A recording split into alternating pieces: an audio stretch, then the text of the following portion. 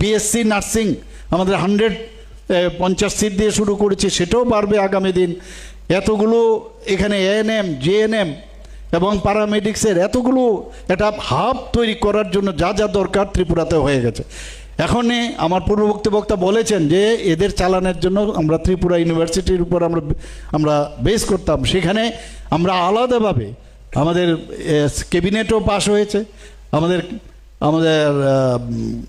অ্যাসেম্বলির মধ্যেও সেটা পাস হয়েছে যে একটা হেলথ ইউনিভার্সিটি আমরা করব।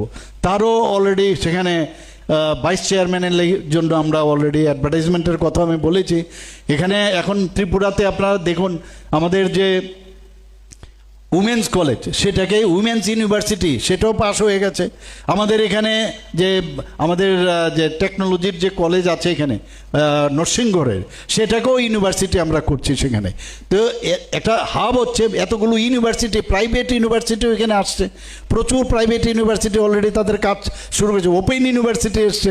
তো একটা ছেলে মেয়েরা আগে আমরা যখন বাইরে পড়তে যেতাম, তো মনে আছে যে কলকাতায় যেতাম, সেখান থেকে হাওড়া স্টেশনে দাঁড়িয়ে থাকতাম ট্রেনের জন্য, তারপরে পড়তে যেতাম।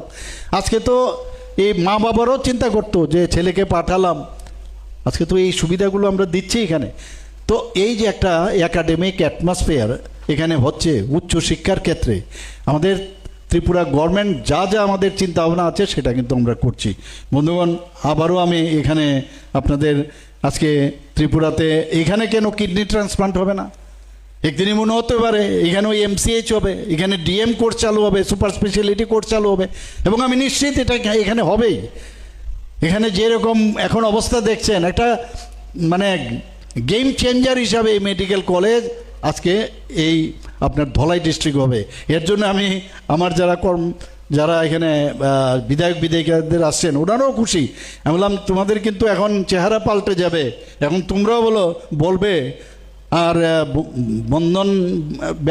বন্ধন গ্রুপের যিনি বলছিলেন যে এরকম জঙ্গলে আসছেন, ওনার যারা পার্টনার বা অন্যান্য যারা